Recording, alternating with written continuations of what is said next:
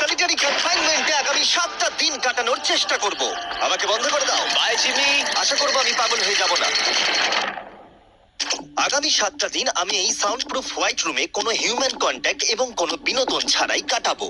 এবং যেহেতু এটা সাইকোলজিক্যালি খুব ডেঞ্জারাস, তাই এই রুমের বাইরে একজন ডাক্তার আমাকে সবসময় লক্ষ্য রাখছে যাতে আমি পাগল না হয়ে যাই। আমি সাইকো হসপিটালে বিগত 23 বছর ধরে কাজ করছি, আর এটা আমার জীবনে দেখা সবচেয়ে মারাত্মক একটা জিনিস। কেউ যদি 50 ঘন্টার বেশি এই হোয়াইট রুমে কাটায় তাহলে তার পার্মানেন্টলি সাইকোলজিক্যাল ড্যামেজ হতে আর পারে। আমাকে এখানে কাটাতে হবে 168 ঘন্টা। খুব সম্ভাবনা আছে এখানে থাকতে থাকতে আমি পাগল হয়ে যেতে পারি, ডাক্তারি পরিভাষায় যাকে বলে সাইকোসিস। আর বাকিরা আমাকে এটা করতে বারণ করেছে কারণ আমার বড় ক্ষতি হয়ে যেতে পারে। একে 7 দিন জীবন্ত কবর দিয়ে রাখা হয়েছিল। হ্যাঁ। এটা কি ওর থেকেও কঠিন? অনেক কঠিন। ওর কোনো সোশ্যাল কন্ট্যাক্ট নেই। যদি তোমার ব্রেনে কোনো রকম ইনফরমেশনই না ঢোকে তাহলে সেটা তৈরি করবে একটা ক্রেজিনেস, হ্যালুসিনেশন হবে, প্যারানোইয়া হবে। এবং আগামী 1 সপ্তাহের জন্য আমার কাছে যা আছে সেটা হলো একটা ঘুমানোর জন্য বেড, একটা নোটবুক আর একটা পেন, একটা রিফিলেবল